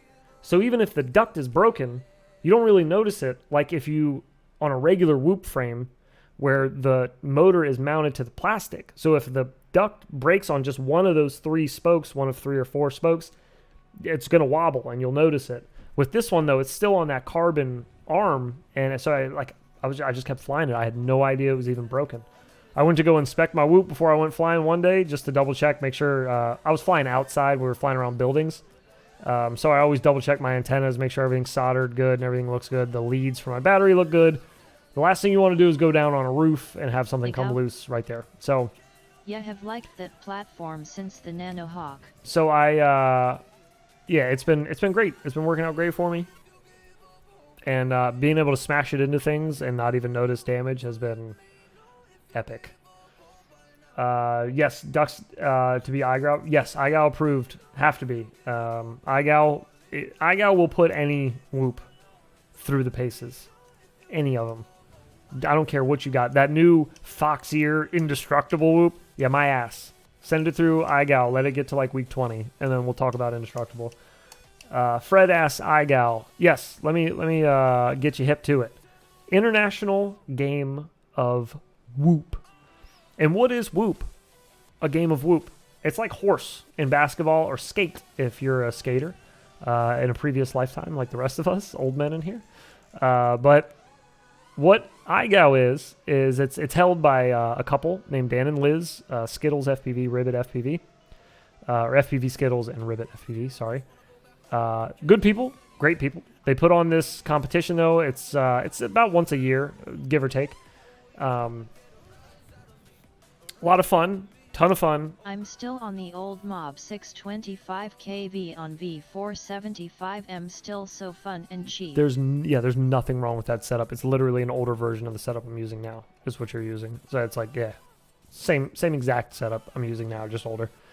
So iGal though, every week, Dan and Liz put out a challenge to the iGal contestants. You have to sign up to be an iGal. It doesn't cost anything. It's free. It's fun. Ton of fun. Just got to have a lot of time. Got to have a lot of dedication. Got to be pretty good with the Whoop. Great learning experience for newer pilots. Amazing learning experience for newer pilots. Let me correct that. You will learn so much, so quick. But anyways, they put out a new challenge every week, and you have 1 week to complete that challenge, record it on your DVR, and then submit the video. They usually have a subreddit, but I believe you can email it to them, whatever. Anyways, everybody submits their video, and then they watch all of them. All of them. In this past season, there was like 300-something people competing or something like that. So they watched like 300-something videos several weeks in a row while people get weeded out. But anyway, so you turn in your video. If you are able to do the trick, then you move on. You get no letter. You move to the next week. You wait for the next challenge to come out. Rinse and repeat. If you fail and you are not able to get the trick done, you're not able to get a video out, whatever, something breaks and you can't get it done, there are no excuses. If you can't get it done in a week, you get a letter. Once you get all 5 letters to spell Whoop, W-H-O-O-P, you are out. You have whooped out of iGal. The last man standing, last man or woman standing, is the champion of iGal. So, my first drone was the Emax Tiny Hawk 2 Unbreakable till I broke LOL. Callisto and I, Callisto in chat, and I are iGal 2 finalists. Callisto made it quite a bit further than I did. I think I was 13th place or 14th place, something. I was in the teenths. And I believe Callisto was 5th place, much higher up there. Several more weeks after I competed, I gave up. I just, trying to do a YouTube channel and everything else, making videos, it was just taking up too much time. It gets really hard in the later days. The tricks get really... First week, it's like orbit. Just do a normal orbit. So just spin in a circle. And then it'll be something stupid like do an orbit to the left and then do an orbit to the right. And it's like, okay, you passed. Hooray. And then the next week, it'll be like, so split S over something. So you got to split S over and then come back down underneath it that way. And then it'll start to get a little harder, and it'll be like, do a power loop. And then so you do a power loop. And then it'll be like, do a power loop, and then do a Matty flip. So then you got to do a power loop, do a Matty flip without failing. Then it'll be like, do a power loop, do a Matty flip, do a split S. Hoop boot camp. Do a stellar reentry that Callisto came up with. Yeah, do a million things. Do a Barani. Do all of that. Do it with one hand. Only use your left hand to steer your radio. And they do this, by the way. They do this in iGal. These crazy SOBs. They'll put out challenges where they're steering like this. Yep, one hand. What else are they doing in iGal? No goggles. Line of sight. Do power loops. Power loop yourself. Power loop yourself. And you're not allowed to look at the whoop. You're not allowed to look through the camera. It's all line of sight. Yeah, iGal is insane. iGal is nuts. You can find a lot of the footage from it. Infinity Loops participates in iGal. At least we did in iGal Season 3. This past season, we will definitely be, if we are invited back to help with Season 4, we will be there to help. But we do a lot of fun stuff. We do giveaways. They have a giveaway every week. There are tons of sponsors that supply gifts and giveaway items. Giveaway items are not crap. They're not garbage. I know what most people are thinking, because I was thinking the same thing. Like, yeah, giveaway stuff. Okay, right. So it's going to be trash then. Definitely not. Really nice stuff. The sponsors they have, just us. We were a sponsor, and we were like a low-tier sponsor. Infinity Loops was last season. And I think we gave away $250 worth of stuff, products. That's not bad for a little tiny sponsor. And there were much bigger sponsors like Beta FPV and Orca, Happy Model. I'm trying to remember some of the other ones. There was a bunch of big sponsors though this past year. So it's fun. You should definitely check it out. Even if you're not that great or you don't think you're that great, doesn't matter. There's going to be hundreds of people that are going to be competing. So you will not be the worst. I guarantee you that. You will not be the worst, and you will have fun. But that was my very long explanation of what iGo is. Whoop Boot Camp is a much better way. If you fly a hoop, it's definitely something to look into. Whoop Boot Camp would have been a lot shorter way. I could have said it for you. Yes, it will. It's guaranteed to make you better at flying. Guaranteed. You will come out the other end learning something.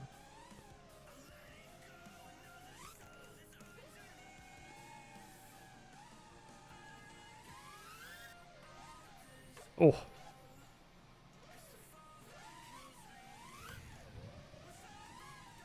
We gotta hit that. There it is. All right, so yeah, that's the other thing that that's the other thing iGal is gonna turn you into is just a complete. What do they? I forgot what they call it. I can't remember the assist word for it, but it's some type of assist where you just enjoy beating yourself up. You enjoy pain. That's iGal. You enjoy a complete struggle. Like that's what makes you have a good day, is when you like have to work extremely hard to get something done. I'll look into it. Sounds like fun. It is. It's a ton of fun. Thanks for the explanation. For sure. Yeah. I always try to convince people to join iGal. Always. Matter of fact, the dude who finished 3rd place this past season, the one that just ended, iGal 3 just ended a couple weeks ago. The guy who finished 3rd place, though, I met in the Velocidrone lobby, I'm pretty sure, in this map, flying, and he had just been getting back into flying. He was still pretty rusty, and we worked together a bunch of nights, just flying together and going trick for trick and trying to teach him things, and I learned a lot just from trying to teach him stuff. But he went on to finish 3rd. And there was a couple hundred people in this past season. I think it was 300 something.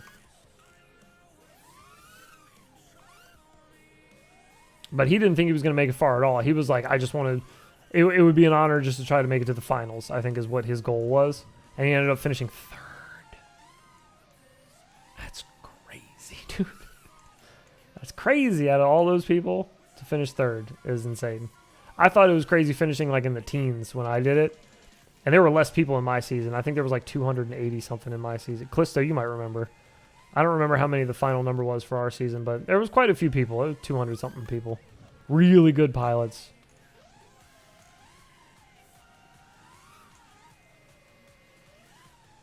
And you meet a lot of nice people. You make a lot of good connections. I would have never met Callisto if I didn't fly an iGal. I wouldn't have never met Dan and Liz.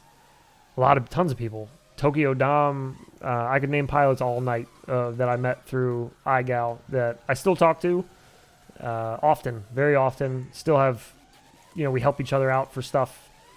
I'm pretty sure I've sent Don things, like physically sent him things in the mail, just to like.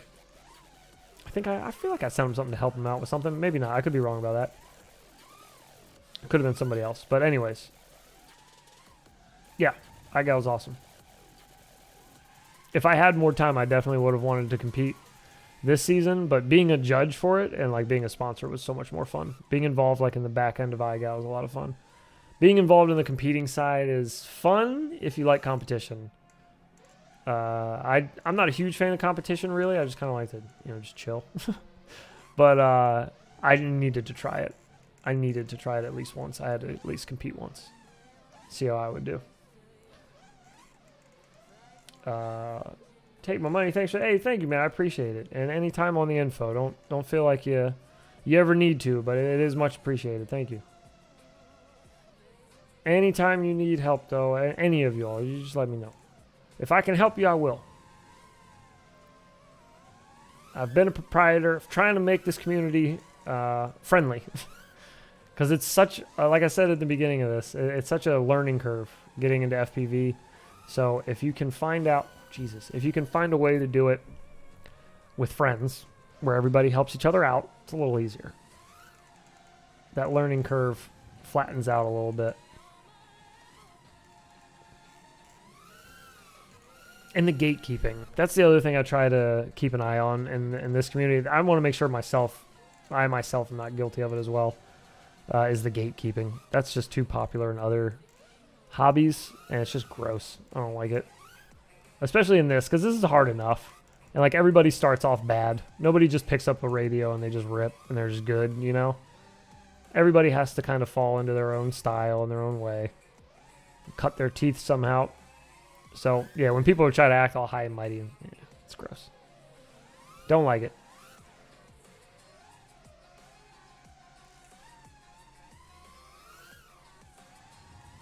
Ooh.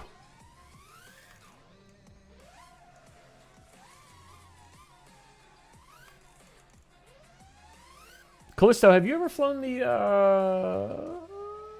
is it called the Wildwood Center or complex building? Whatever, in Hotlanta. Have you ever flown that? Or been there?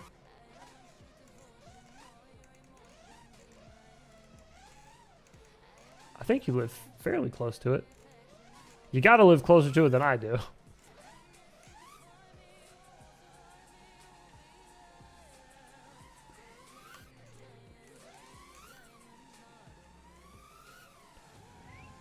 Nope, what is it again?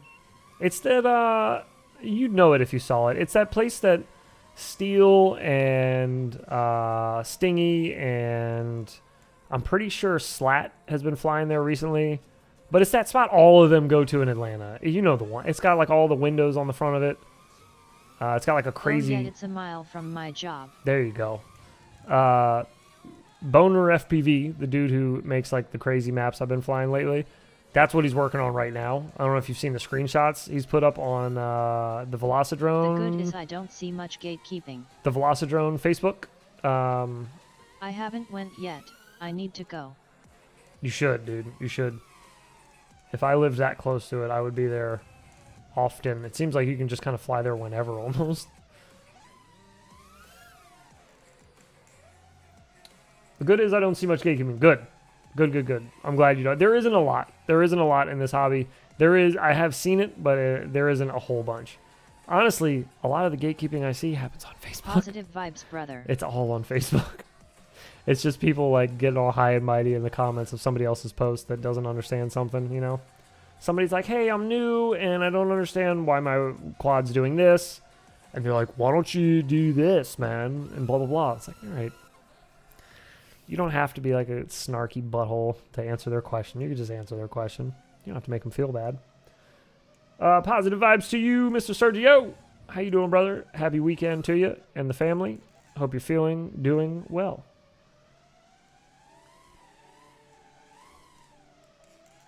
You. Oh, Lord.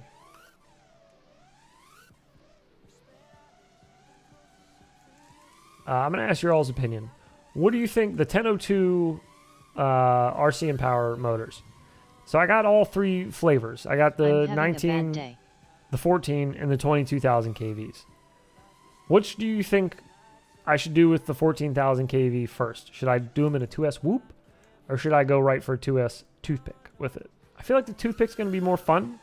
But I feel like the whoop's going to have to be tried eventually. So I'm going to have to do that eventually. You know? So, what are your thoughts? Sergio, you're having a bad day. I'm sorry to hear that, brother. Hopefully, it's nothing too bad. Hopefully it's something that can pass. Bad days are no good.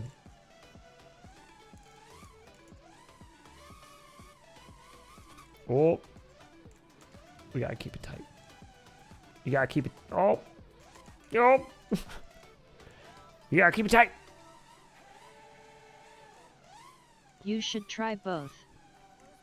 I'm going to try both. I was saying, what should I try first?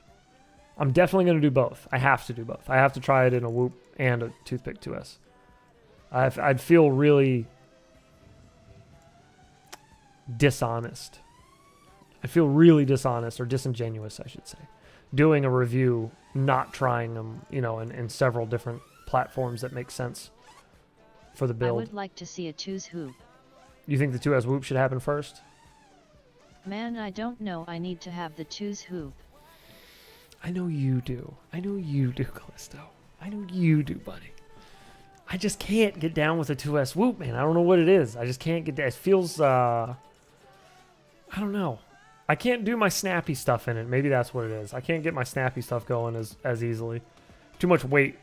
A little bit of, you know, drag. Maybe that's what it is. That is probably to do with it. Because if I fly something and it feels like my style feels sloppy in it, I usually dislike it pretty quickly. Because it just feels like you know, it just doesn't feel right.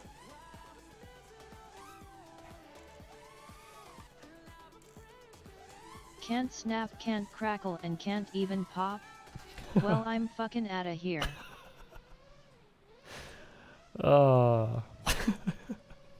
This is so obnoxious that YouTube's... I forgot to change it. I don't know why, but YouTube still won't show me. If you type swear words in the chat, it just bleeps it completely and doesn't show me. It's so annoying. God damn. Face with tears of joy. So I don't even know who said that. I have no idea. YouTube just doesn't show me. They're like, ooh. They said swear words. We're gonna have to. What days you stream, bro? We're gonna have to cut that. Oh, it was Wrenchman. Mr. Blade. Long time no see, brother. There is none of those in here. Snap, crackles, or pops. I try to keep all those to a minimum. These days. Just trying to... I'm trying to quit. I'm trying to cut back a little bit. What days you stream? I try to keep Fridays and Saturdays consistent. But I've been really bad about it, if I'm being honest. I'm doing my best. But life has just been kind of crazy. So yeah, I'm doing my best with that. But I'd like to do Friday mornings for Freestyle Fridays, where I can stream for people that are on the other side of the globe. That seems to work out for some of our viewers that are in the UK and other parts of the world, like where am I thinking right now? Holland? I'm trying to think. There's other places. Germany? There's a few other places that watch during the day. My B didn't realize we were family friendly here. On Friday. No, you can curse all you want. It's fine. I just try not to curse so much because my son is now saying the things that I say. So if I curse a whole bunch, then my son goes to pre-K, pre-kindergarten, you know, calling his teacher a dirty bitch and stuff like that. And I just can't, I don't know if I can have that. Anyway, streaming days, Friday mornings, Saturday nights. I'm trying to keep it to those two. Friday mornings, Saturday nights. Do a little bit for both. People on the U.S. side, well, not U.S. side, but I guess, you know, like the My that daughter time zone. told me my favorite word was the F word when she was 3. Said her favorite word was, or your favorite word was the F word? Because both of those would be funny, but one way funnier than the other. It's good for me. It's 1:30 p.m. here in Australia. Oh, perfect. No, my favorite word. No, your favorite word is, okay. My son just says, oop, he said an adult word. Because I talk to OG and Malty a lot during the day in Marco Polo, which is kind of like, it's kind of like Snapchat a little bit. It's a little more on demand than Snapchat, but it's kind of like, whatever. It's kind of like FaceTime. But a lot of times my son's with me. Like 90% of my day, my son's with me. So, a lot of times when they leave me messages, I'll say it before I start their message. I'm like, all right, buddy, you're going to hear some swear words. Walk all right? into kindergarten like, what's up, smelly cunt fucks going round at the playground. Exactly. Yeah, I'm trying to avoid that. So yeah, I've been trying to cut back on the swearing in general.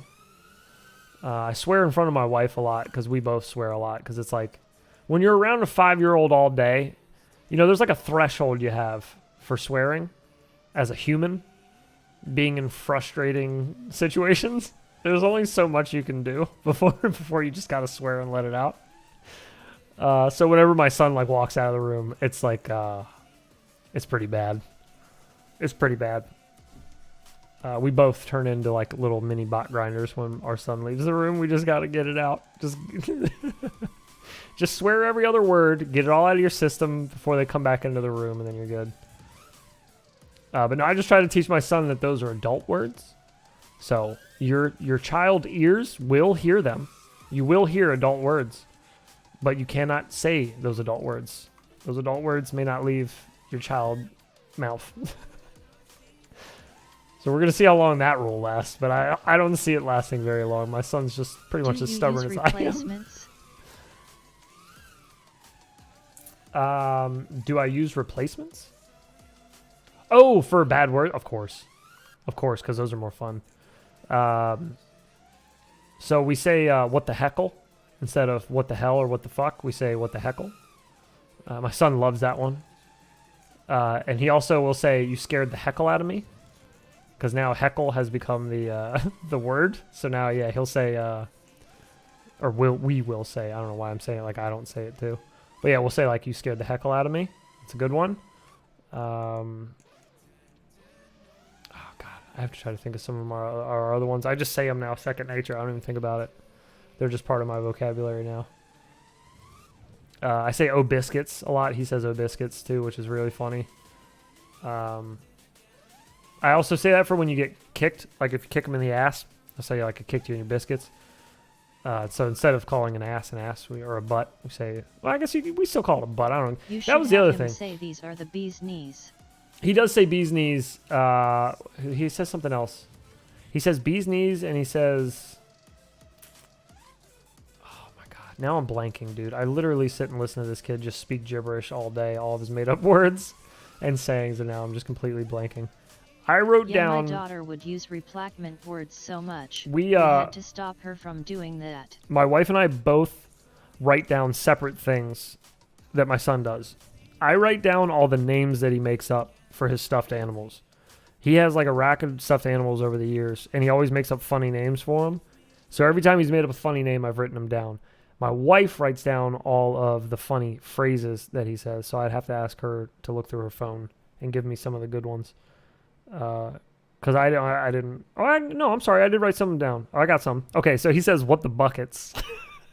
He'll go, "What the buckets?" So yeah, instead of that's another replacement for the fuck word.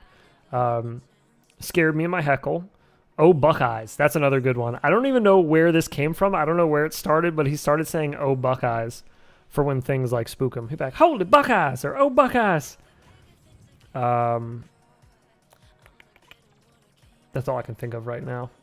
Those are the two that I wrote down that are jumping out at me. He says all types of other things wrong, and it's just adorable, but that's just adorable stuff. So, you know, yeah. I'm not going to just tell you a bunch of adorable things my son does. Not gonna lie, your kid sounds kinda based. He is extremely based. He's my kid, so I don't think he has a choice in that. He's going to be forced into being based, whether he wants to or not. It just comes with the territory. There is no escaping it. He's just exposed to like either my content all day.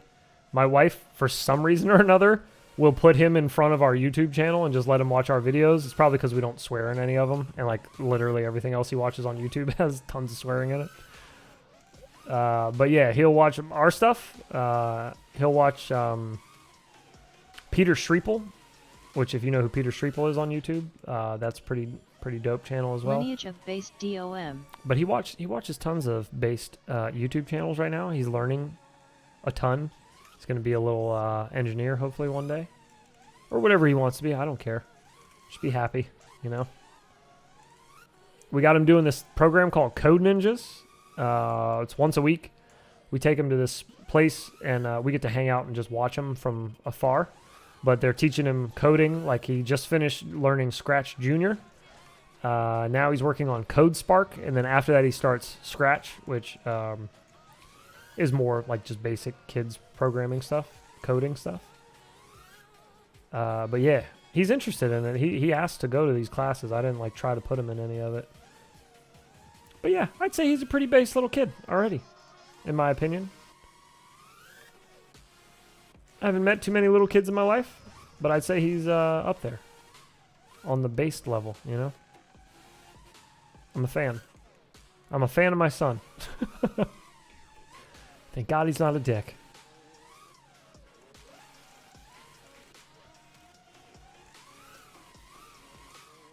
Yeah, I do think my son has like a good mix of my wife and I, though. It's nice. It's pleasant. It's easier when it's that instead of like more one than the other. If he was way more me than my wife, we would both probably hate him. We wouldn't hate him. I'm just kidding. What does it mean to be based? We would both just have a bigger problem with him for sure. My horizons expanded when I started basic, though. Dingles, what does it mean to be based? That's one of those things where it's like you can't explain. You just can't explain being based. There's too many facets to being based. There's too many avenues to basedhood.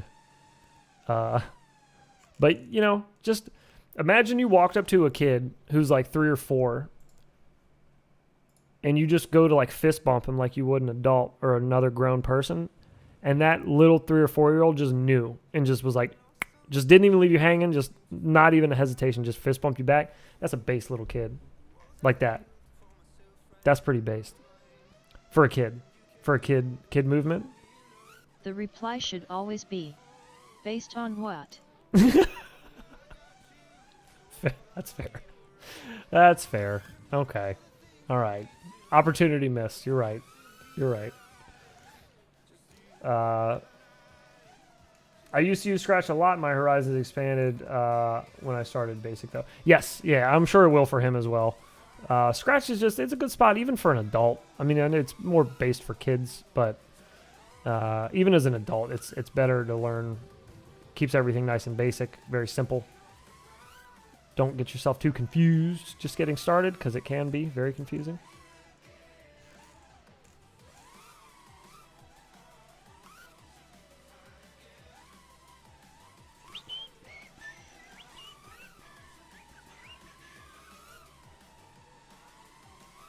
What time is it? I gotta light stuff on fire tonight.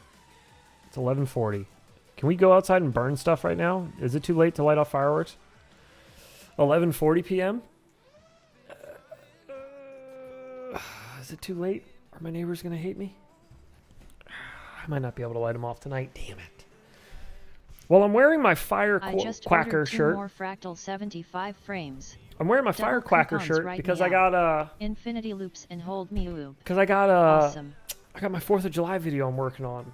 Which, by the way, 4th of July video is coming. It'll be funny, I promise. It'll be fun. It'll be an adventure. It's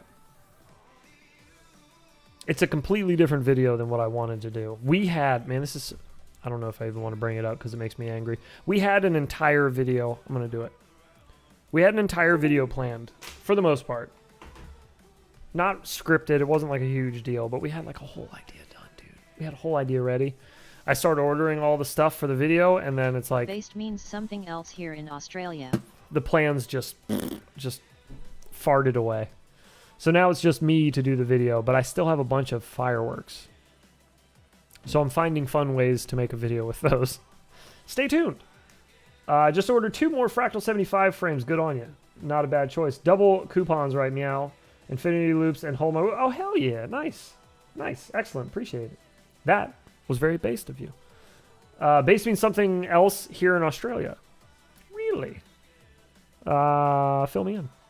Unfortunately, I'm not not into whoops and stuff. whoops I think it's and cool, stuff. but I can't get into it. I think it's Dude, cool. totally but understand. Can't get into it. Totally understand. It's very niche. It's totally understandable about not being able to get into it. However, if you didn't see our 4th of July video last year, you don't really have to be into whoops to appreciate it, or drones in general. And this year's, you probably won't need to be into it either. It'll just be fun to watch because it's just going to be like, it's going to be an adventure. It's going to be an adventure.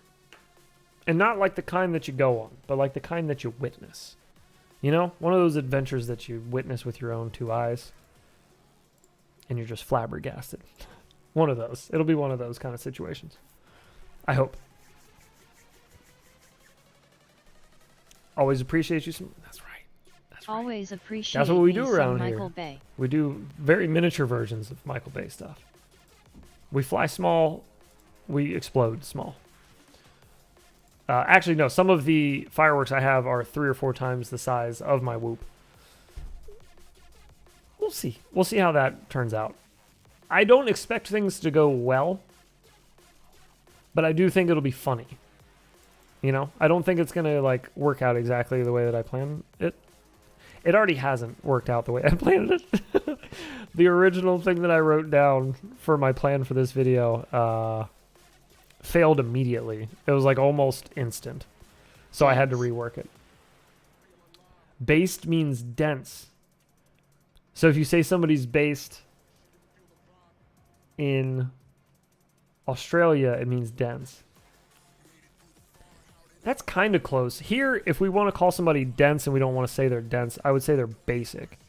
I'd be like, yeah, it's like a really basic person. Like a really basic thought is like somebody that's kind of dense.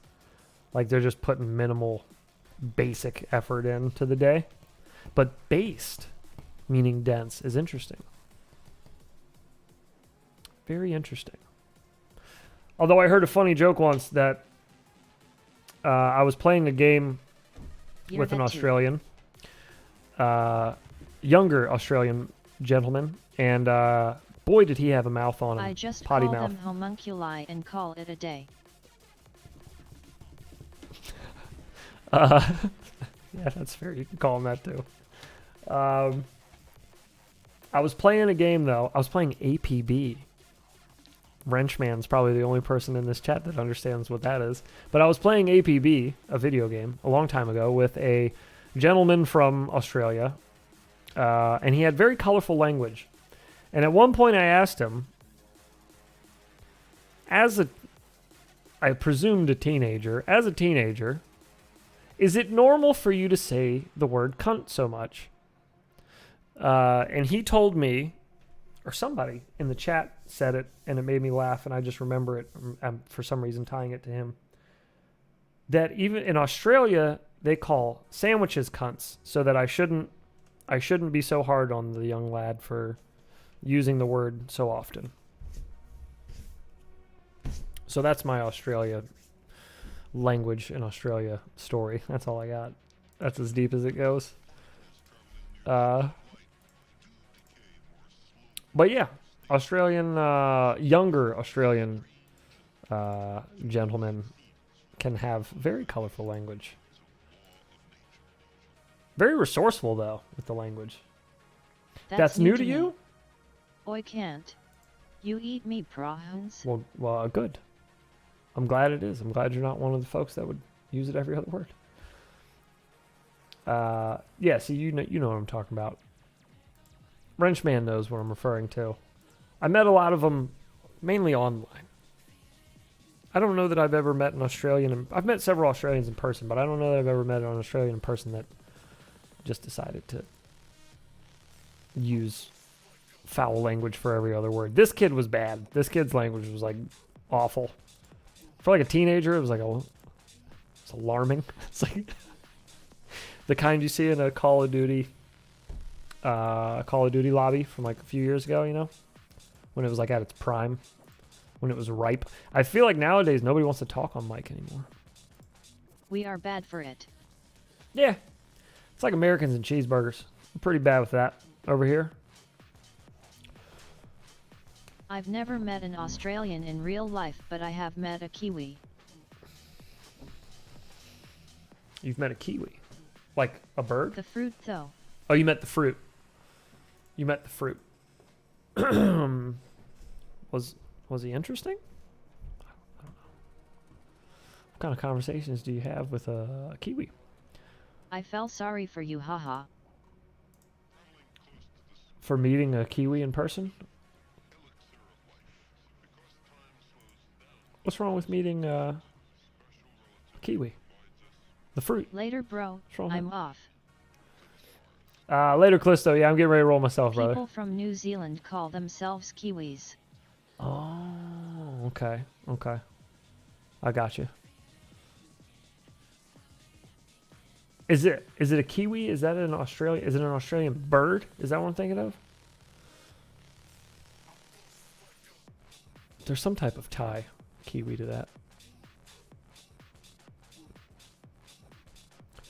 Oh, mercy. All right, well, I do need to go light things on fire tonight, even if I'm not going to blow any fireworks up. So I do need to pack her up. However, I do appreciate everybody swinging by and hanging out tonight. We will be back Friday morning, if you're around, Saturday night, if not. New videos coming out this week. The 1002 RC and Power motors, that's coming out. Bye-bye. First. That'll be out the bird first. Is native in New Zealand. Some point this week. Funnily enough, the fruit is named after the bird. No way. Peace, Snoot. I didn't know that. Thank you for the update on that, though. I had no clue. Gone my whole life not knowing that. Mr. Hot Pants, see ya. Thanks for stopping by. Appreciate all the conversation tonight and the info about Australia and Australians. Thank you. Peace to you, Mr. Wrenchman. Have a good night, everybody. We will see you Friday.